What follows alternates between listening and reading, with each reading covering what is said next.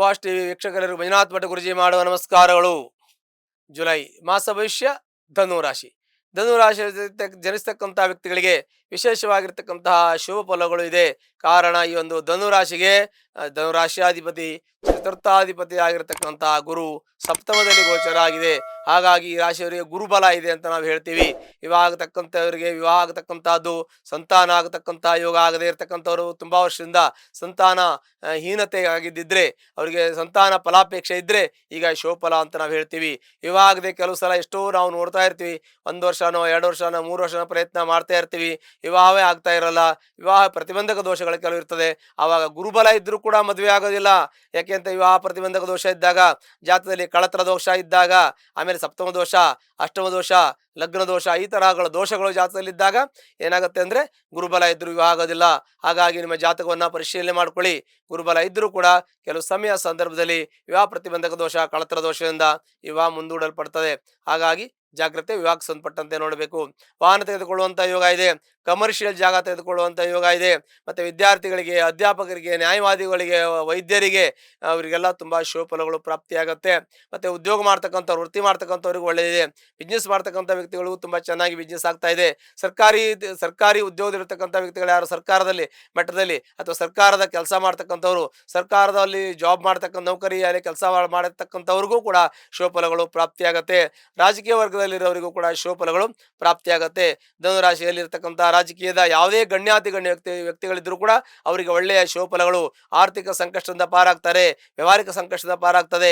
Court ಕಚೇರಿ, ವ್ಯಾಜ್ಯ ವ್ಯವಹಾರ ಏನೇ ಇದ್ರು ಕೂಡ ಅವರಿಗೆ ಒಳ್ಳೆಯ ಫಲಗಳು ಬರುತ್ತೆ. ಅವರಿಗೆ ಶುಭ ಫಲಗಳು ಪ್ರಾಪ್ತಿಯಾಗತ್ತೆ. ಅವರಿಗೆ ಎಲ್ಲಾ ರೀತಿಯ ತೊಂದರೆಗಳು ಕೂಡ ಪರಿಹಾರ ಆಗುವಂತಹ ಶುಭ ಫಲಗಳು ಕೂಡ ಈ ಒಂದು ಧನುರಾಶಿಯವರಿಗೆ ಪ್ರಾಪ್ತಿಯಾಗತ್ತೆ.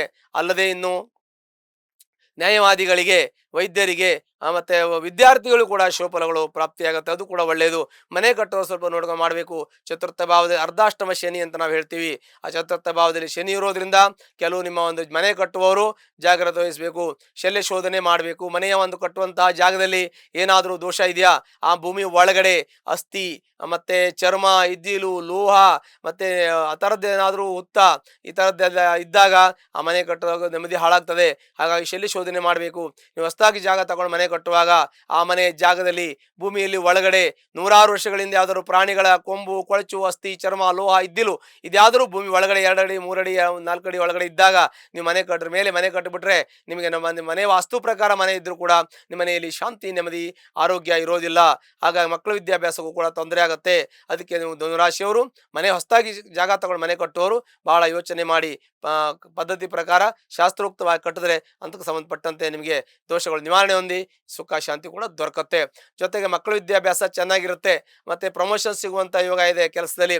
ಮತ್ತೆ ಉದ್ಯೋಗ ಹುಡುಕ್ತಾ ಇದ್ರೆ ಉದ್ಯೋಗ ಸಿಗುವಂತ ಯೋಗ ಇದೆ. ಫಾರಿನ್ಗೆ ಹೋಗಿ ವಿದ್ಯಾರ್ಜನೆ ಮಾಡುವಂತ ಯೋಗ, ಇಲ್ಲಿದ್ರು ಕೂಡ ಒಳ್ಳೆ ಹೈಯರ್ ಎಜುಕೇಶನ್ ಮಾಡುವಂತ ಯೋಗ, ಮಕ್ಕಳ IAS, IPS, KS ಮಾಡುವಂತ ಯೋಗ. ಅದು ಅಲ್ಲದೆ ಇಂಜಿನಿಯರು, ಡಾಕ್ಟ್ರು, ಮತ್ತೆ CS, CS ಈಗ ನಾನಾ ವಿಧವಾಗಿರ್ತಕ್ಕಂಥ ಯಾವ್ಯಾವ ಒಳ್ಳೆ ಹೈಯರ್ ಎಜುಕೇಶನ್ ಪೋಸ್ಟ್ ಹೋಗುವಂತ ಯೋಗ ಇದೆ. ಅವರಿಗೆಲ್ಲ ಎಜುಕೇಶನ್ ಮಾಡುವಂತ ಯೋಗ, ಮುಗಿದವರಿಗೆ ಅವರಿಗೆ ವಿದ್ಯಾರ್ಜನೆ ಮುಗಿದವರಿಗೆ ಜಾಬ್ ಮಾಡುವಂತಹದ್ದು, ಕೆಲಸ ಸಿಗುವಂತ ಯೋಗಗಳಿದೆ. ಹಾಗಾಗಿ ಅವರು ಕೂಡ ಎಲ್ಲ ರೀತಿಯಲ್ಲೂ ಅವರಿಗೆ ಅನುಕೂಲ ಇದೆ ಅಂತ ಹೇಳ್ಬೇಕು. ಮತ್ತೆ ಯಾವುದೇ ರೀತಿ ತೊಂದರೆ ತೊಡಕುಗಳು ಇರೋದಿಲ್ಲ. ಮತ್ತೆ ಸಿನಿಮಾ ರಂಗದಲ್ಲಿ ಇರೋರು, ಚಿತ್ರರಂಗದಲ್ಲಿ ಇರೋರಿಗೆ, ಮತ್ತೆ ಇವರು ಕಥೆ ಕಾದಂಬರಿ ಬರತಕ್ಕಂಥವ್ರು, ಸಾಹಿತಿಗಳಿಗೆ, ಆರ್ಟಿಸ್ಟ್ಗಳಿಗೆ, ಕಲಾವಿದರಿಗೆ ಎಲ್ಲ ಒಳ್ಳೆಯ ಶುಭ ಫಲಗಳು ಪ್ರಾಪ್ತಿಯಾಗುತ್ತೆ. ಹೀಗಾಗಿ ಧನುರಾಶಿ ಇರ್ತಕ್ಕಂಥ ವ್ಯಕ್ತಿಗಳಿಗೆ ಸಾಮಾನ್ಯ ಅತ್ಯುತ್ತಮವಾಗತಕ್ಕಂಥ ಶುಭ ಫಲ ಪ್ರಾಪ್ತಿಯಾಗುತ್ತೆ. ಹಾಗಾಗಿ ಒಂದು ವೇಳೆ ಯಾರು ತೊಂದರೆಯಲ್ಲಿ ಹತ್ತಿರತಕ್ಕಂಥ ಈಶ್ವರನ ದೇವಸ್ಥಾನಕ್ಕೆ ಹೋಗಿ ಬಿಲ್ವಾರ್ಚನೆಯನ್ನ ಸೋಮವಾರ ಮಾಡೋದ್ರಿಂದ ಅವ್ರ ಕಷ್ಟಗಳು ಪರಿಹಾರ ಆಗತ್ತೆ. ಶುಭವಾಗಲಿ. ಲೇಟೆಸ್ಟ್ ಹಾಗೂ ಇಂಟ್ರೆಸ್ಟಿಂಗ್ ಸುದ್ದಿಗಳಿಗಾಗಿ ಬಾಸ್ ಟಿವಿ ಕನ್ನಡ ಚಾನೆಲ್ನ ಸಬ್ಸ್ಕ್ರೈಬ್ ಮಾಡಿ. ಹಾಗೆಯೇ ಬೆಲ್ ಐಕಾನ್ ಪ್ರೆಸ್ ಮಾಡಿ. ಇದರ ಜೊತೆಗೆ ಫೇಸ್ಬುಕ್, ಇನ್ಸ್ಟಾಗ್ರಾಮ್, ಎಕ್ಸ್ನಲ್ಲೂ ಮಿಸ್ ಮಾಡದೆ ಫಾಲೋ ಮಾಡಿ.